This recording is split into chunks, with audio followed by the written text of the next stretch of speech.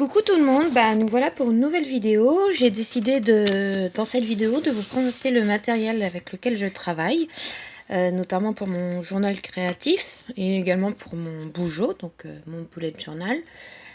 Donc là, pour une fois, on est à mon bureau. Je peux enfin m'installer à mon bureau. Il est encore encombré, mais bon, voilà. Alors, il faut savoir que pour l'art journal ou le journal créatif, on peut utiliser n'importe quelle technique.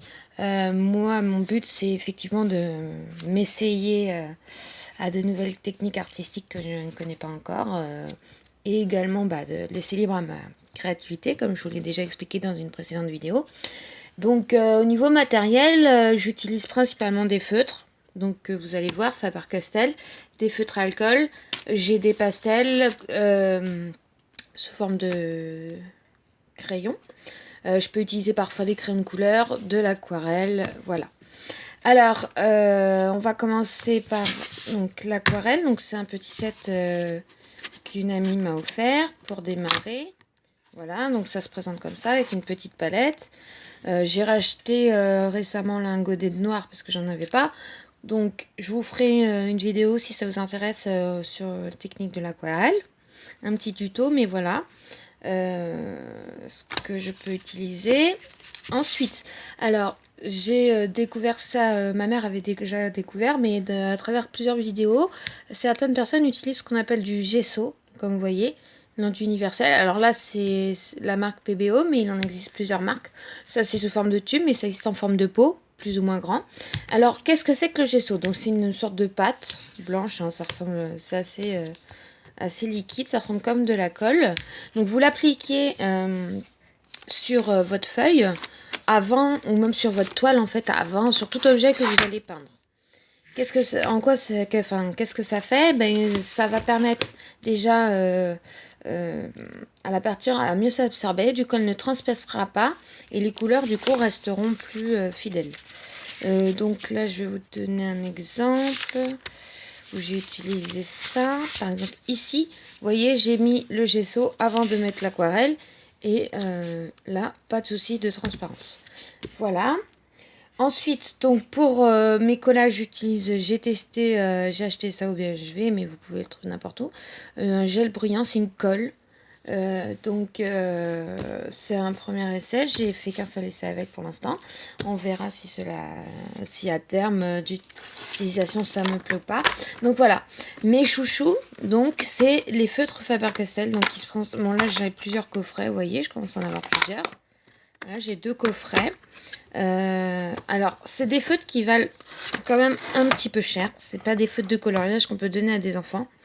D'accord, parce qu'on est aux alentours des 2,50 euros, 2,50 € pendant le feutre. D'accord. Donc là, ceux-là, ils sont individuels, mais je les ai achetés dans des petits coffrets par 6. Notamment, excusez-moi, donc les couleurs pastel, voilà. Donc, ces feutres, en plus, vous avez, voyez, ça se présente ainsi. La couleur, alors, là, je sais pas, on va pas voir sur celui-là, excusez-moi, parce qu'il est pas assez... Voilà. Là, vous voyez, il y a une lettre, donc un petit B, parce que c'est une ligne un peu pinceau. Parce que Faber-Castell, si vous verrez, il y a différentes tailles. Donc, il y a S, F, M. Après, c'est des feutres à pointe fine que je peux utiliser, notamment pour repasser par-dessus les traits de mes dessins. D'accord? Donc, voilà. Ceux-là, ce sont, on va dire, mes chouchous. Qui sont idéales parce qu'ils font une surface lisse pour les écritures, la calligraphie, ce genre de choses, et même pour colorier, notamment dans mon journal créatif. Mais après, pour les grandes surfaces, vaut mieux utiliser des feutres classiques. Donc moi, j'ai ceux-là à double pointe. Voilà, excusez-moi. Stadler, que j'ai payé 5,50 je crois, les 12 il me semble. Bon après vous pouvez utiliser des feutres de coloriage plus simples. Ensuite vous avez les feutres à alcool, comme ceci. Alors ceux-là, ils sont top, j'ai payé les 40 sur le site Wish. Les 40 pour même pas 30 €, donc ça vaut le coup. Donc vous voyez c'est à double pointe, une pointe biseau, une pointe fine. Alors ceux-là c'est pas une pointe pinceau, c'est une pointe comme ceci. Vous voyez. C'est quand même plus simple que les pointes pinceau. Voilà. Par contre, il faut savoir que les feutres à alcool transpercent les papiers. Donc, il faut du papier très épais. Alors, vous avez du papier spécial Layut. Ou alors, vous pouvez prendre voilà, un grammage vraiment très épais. Moi, ce que j'utilise, c'est les Bristol blanches. Toutes simples. Qui, comme ça, votre feutre n'est pas abîmé. Et ça fait aussi des effets très lisses. Très jolis. Voilà. Ensuite, donc, je vous ai parlé de pastel. Donc, on sera sur des choses comme ceci. Vous voyez. Donc là, voilà. Mais vous pouvez utiliser pastel sèche, pastel grasse. Bon, après, attention à la pastel grasse. La peinture acrylique, j'ai une valise, mais je n'ai pas encore fait de test. Je vous montrerai la prochaine fois. Donc, au niveau du bullet journal, j'ai fait déjà plusieurs vidéos avec la présentation de mon bullet journal. Mais vous voyez, tout ceci, les écritures, par exemple, c'est au Faber-Castell. Ça, c'est du Faber-Castell. Voilà. Et après, les colorations, c'est des mélanges au niveau des feutres. Là, vous voyez, ça permet de, on va dire, de pouvoir unifier le fond quand on colorie par rapport à des feutres plus... Là, c'est des feutres plus classiques. Et du coup, on voit les traits. Mais bon. Donc après, c'est... Enfin, voilà. Après, comme je vous avais expliqué, au niveau du collage, j'utilise aussi des mots tirés des magazines, ce genre de choses. Mais je ferai une prochaine vidéo sur un tuto collage, je pense, et un tuto d'une page de mon journal créatif pour montrer comment je procède. Donc j'espère que cette vidéo vous aura plu. Si de toute façon je vais essayer de mettre les références dans le lien de ma vidéo. J'espère qu'elle vous a plu. N'hésitez pas à me laisser un petit commentaire.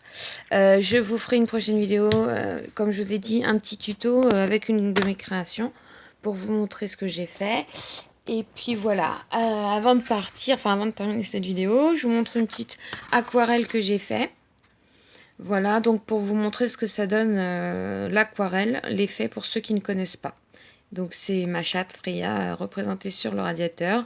Voilà, je débute en aquarelle, mais bon, la principale c'est de s'amuser, c'est de se faire plaisir. Voilà, je vous fais des gros bisous tout le monde. N'hésitez pas à laisser un petit commentaire, appuyez sur le pouce bleu et puis vous abonner à ma chaîne si ce n'est pas déjà fait. Je vous fais des gros bisous, je vous dis à bientôt.